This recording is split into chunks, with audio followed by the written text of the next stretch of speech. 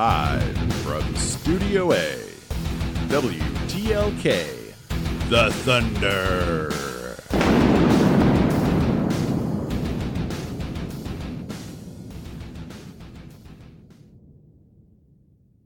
So we have a couple new matches here for SummerSlam. The Miz versus Dolph Ziggler, which started because The Miz had Shawn Michaels on Miz TV the night after the Raw reunion a couple weeks ago. And then Dolph was just like, "Blah, blah, blah, should be me." And then Shawn Michaels was like, "Man, I'd really hate it to go my whole career and work so hard only to be a second-rate Shawn Michaels." And then Dolph super kicked him, and since then, Dolph's just been kind of really running with that whole Shawn Michaels 2.0 thing. So there's that. And for some reason, parts of the internet insist that it's going to be Ziggler versus Goldberg, which would be neat, but I think it's a whole match of Miz and Ziggler defending the honor of Shawn Michaels. Another new match that's going to be on SummerSlam is, drumroll please, Charlotte Flair versus Trish Stratus. I know, right? I was kind of hoping it'd be Alexa versus Trish, since Alexa was going to face her back in the Evolution pay-per-view in October, but that was when Ronda Rousey was dishing out those concussions with the same move. So Alexa her and Nikki might be in this rumored fatal four-way for the women's tag team titles in SummerSlam. I don't know. We'll see this week, because this week are the go-home shows for Raw and SmackDown for SummerSlam. God, and I remember around this time last year, the go-home show in SmackDown for SummerSlam was right here in old Greenville, South Carolina, in the Bon Secours Wellness Arena. It was my first ever live WWE event that I went to. It was amazing. But anyway, enough of that. Also, there is Aleister Black versus Sami Zayn. Sami says he's going to expose him. Aleister Black just wants to fight somebody. Who's going to win? Probably Aleister Black. In DC news, we have some announcements of Crisis on Infinite Earths. Black Lightning will be in Crisis on Infinite Earths, which will be his first ever, the CW version's first ever sort of meeting of his other fellow CW DC superheroes. So that's wonderful. And we've got a Bruce Wayne in here, guys. Kevin Conroy, the voice of Batman, is going to be Bruce Wayne in Crisis on Infinite Earths. Like, So I wonder if we can actually finally truly say with legitimacy, even though I think him just being the voice of Batman is legitimacy enough, that he's the best Batman, the best Bruce Wayne. I don't know. I'm just so excited to see this whole crossover, even if it means pretty much that this is where the road ends for Arrow. But you know, that's the hero's journey, isn't it? Part of the journey is the end. Ooh, too soon? I mean, I don't know. Endgame comes out a week from Tuesday on Blu-ray. I'm just super excited about that. A lot of things to be excited about this month, including the return of football, preseason football, because this past weekend was the Hall of Fame game between the Broncos and the Falcons, and also, of course, the Hall of Fame game is on Hall of Fame weekend, where the greatest tight end of all time, Tony Gonzalez, was inducted. Kevin Mawer, God, I probably just slaughtered that last name right there. He was a center for the Jets and Titans. He was inducted. Gil Brandt, who really pioneered computer analytics when it came to scouting out college players, deciding who to draft. He was inducted into the Hall of Fame.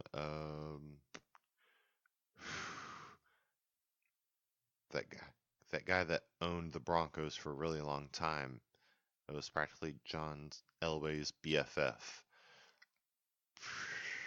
Oh man, I'm literally looking at him right now because I have the Football Hall of Fame enshrinement ceremony, and they're Pat Bowlen. Is that it? I'm sure that's it. Okay, so we're all good. Brain fart probably averted. Also, Champ Bailey, longtime Denver Bronco. He was drafted there in '99, so he got there for John Elway's last year, I believe. Also, University of Georgia cornerback, just FYI. So yeah, we got people in the Hall of Fame. We've got preseason football, and watching this, maybe it was because my team was playing, but honestly, this was like probably the first time that I actually sat down and watched the preseason game, and I wasn't bored to tears after 5 minutes. Because I think I said this on last week's show.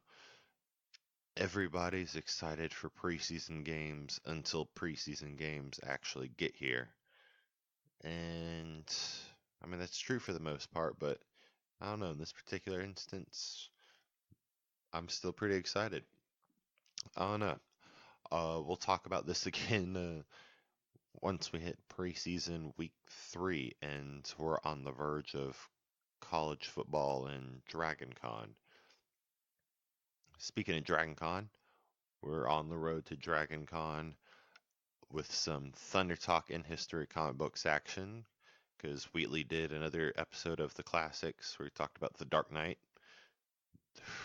Golly, it's hard to believe that the Dark Knight is far enough away to where it can really be considered one of the classics. I mean, I'm pretty sure it was considered like an instant classic right then and there, because it's just that great of a movie. But yeah, he talked about the Dark Knight. The Dark Knight is amazing, and so is that episode. Check it out. Also, Thunder Talk, the annual issue should be coming this Tuesday. We're aiming for. Yeah, we've definitely been grinding it out, putting in those hours, consuming appropriate amounts of tequila. Gonna go into some behind the scenes here. Yep, tequila, Dirty Dan's, all the works.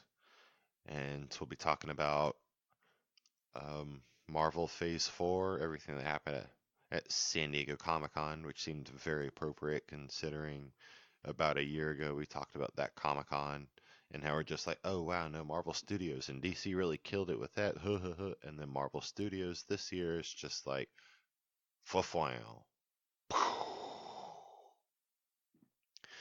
And we're also talking about War of the Realms because that wrapped up a few weeks ago. And man, still on the subject of comic books.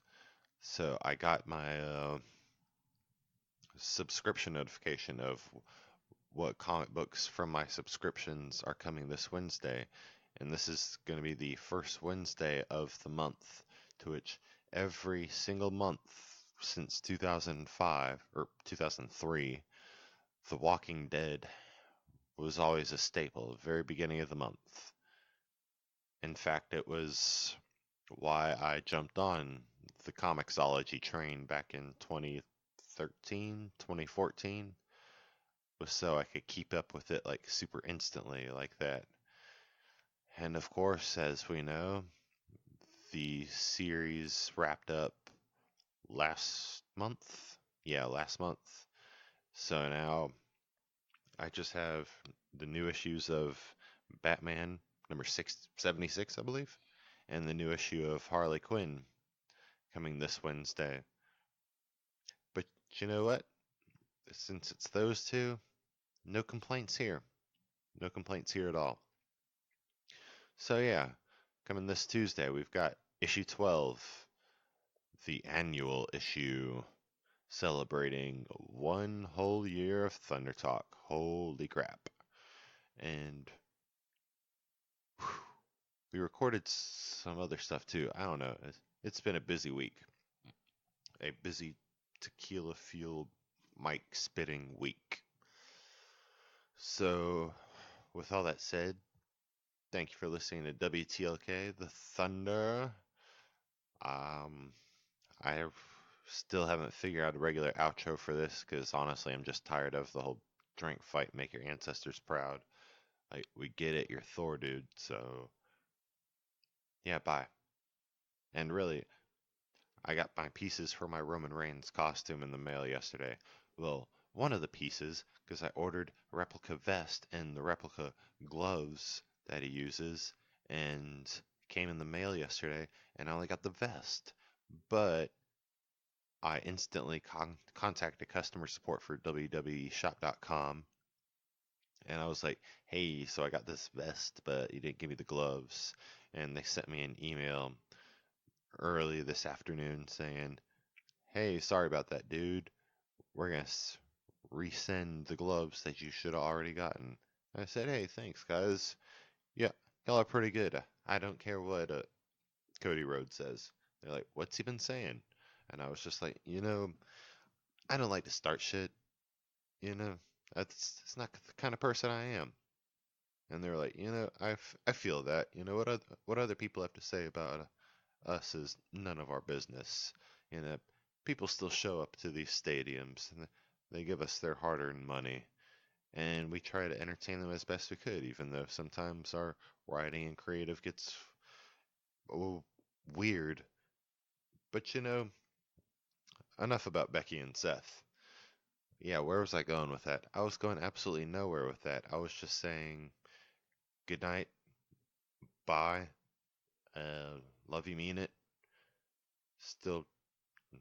Still really trying to end on a definitive note. So until next time, I'll talk. Ooh, WWE 2K20.